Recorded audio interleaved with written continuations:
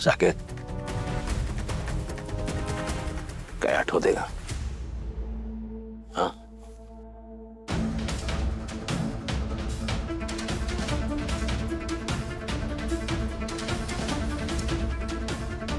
आठवते का काही? हा, थोडा थोडा आठवायचा प्रयत्न आठवेल तू. हे सागेत असं नुसतं द द द केलं तर काहीच अर्थ लागत नाही. म्हणजे काय द म्हणजे कुणाचं नाव आहे का काय? हा, काय द म्हणजे दिलीप, दीनानाथ, दिगंबर काय आहे? हा, देशपांडे, देव, देशमुख काय आहे? साकेत काहीच तर्क बांधता येत नाही. काय गावाचं नाव आहे, जिल्ह्याचं ठिकाण, काही मंदिर आहे. मला सांग, तू त्या पाण्याच्या टाकीजवळ गेल्यावर तू घाबरलास का एकदम? हे काय वाटलं तुला? तिथं झालं काय होतं? तू वर का बघितलंस? काय वर वर काय घडलं होतं का? कुणी तुला मारायचा प्रयत्न केला होता का? तुला कुणी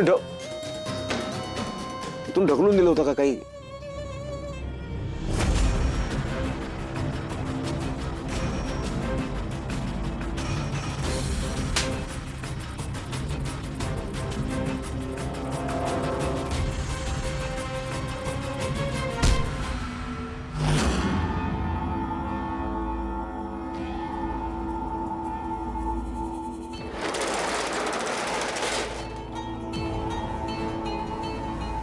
बंटी, बंटी, बंटी थांब, बंटी थांब, बंटी खाली आ. बंटी मार खाशील. बंटी मम्मी, आई आहे काय तुझी?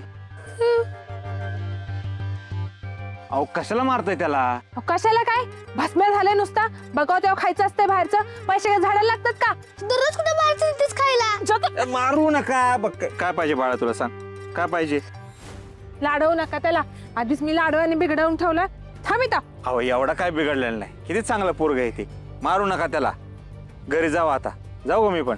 आउट टेलर थांबा की. रातबिलय झाले. मी ह्याच्या मागं पळून पळून खूप लांब आले. आधीच माहिती ना गावात कसं चाललंय ते. भीती वाटते हो. तुम्ही घरापर्यंत येता का सोडायला? अहो हे अहो नाही म्हणू नका. रातच्याला असं बाईला एकटं सोडणं बरं नाही वाटत. येत आहे ना? चला चल. मारू नका मारू नका. नाव काय रे बाळा तुझं? बंटी नाही माझं. बंटी. तुम्ही घरापर्यंत सोडायला येते बघून भारी वाटतंय. पण मी काय तुम्हाला रोज रोज सोडायला येऊ नाही शकत बरं का. त्यापेक्षा मी काय म्हणतो, तुम्ही रात्री बेरात्री घराच्या बाहेर पडूच नका ना.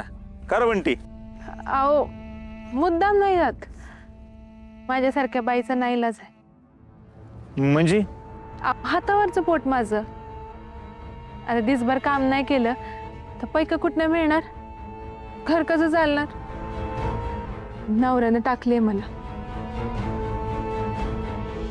गावात लफडी केली आणि ती यासोबतच लग्न करून तिला घरी आणलं. मला आणि पोराला घराबाहेर काढलं. काय नाही केलं त्याच्यासाठी. त्याच्या एवढा जीव लावला. त्याचा संसार उभा केला. ह्या सब बायकांचा नाद असलेली माणसं मला अजिबात नाही आवडत. संधी मिळाली की लाळ घोटत बायकांच्या मागणं फिरायचं. तेव्हाच मी ठरवलं आता नवऱ्याकडे परत नाही जायचं. बाहेर राहायचं. पण बाहेरच्यांवर कधी वजन नाही बनली. म्हणून मिळेल ती 4-2 घरची कामं करते आणि घर चालवते. ते पण फक्त ह्याच्यासाठी.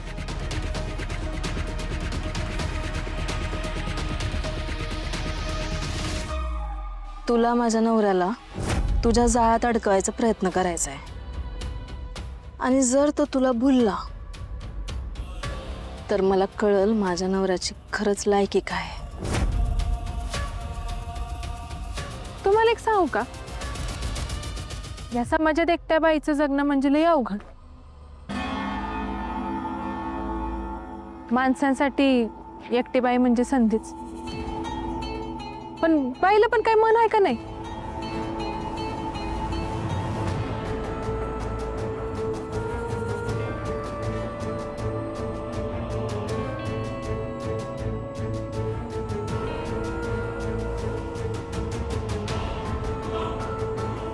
बा घर किती लांब आहे तुझं अजून? कितीला आहे तू? तिसरीला. ह्यांना तर असलं काय बी आवडत नाही. त्यांची बायको उगाच संशय घेते. खरंच देव माणूस आहे. मम्मी आले.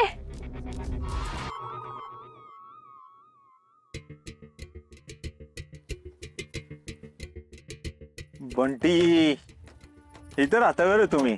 हो. चॉकलेट बिकलेट खात नको रे जाऊ.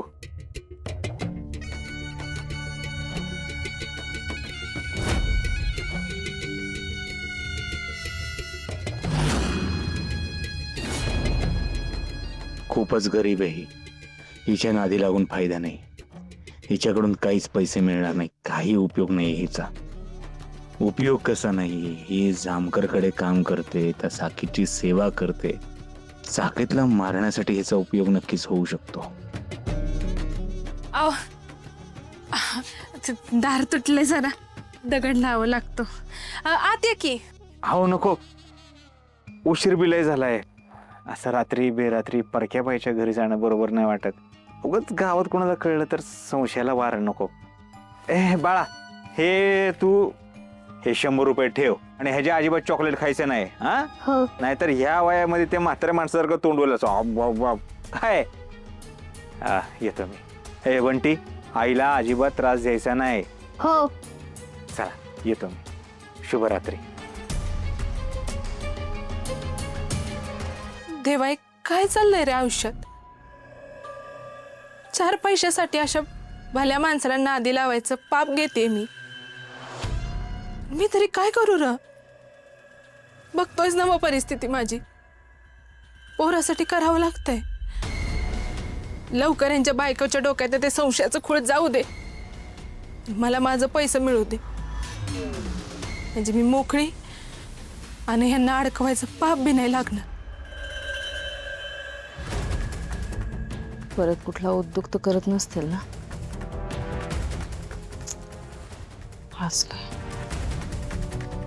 लाडीची जेवायला वाडा बरं लवकर. लय भूक लागली. आलो हात पाय तोंड. एवढा उशीर का झाला असेल यांना घरी यायला? त्या शालिनीकडे तर गेले नसतील. तिलाच विचारते.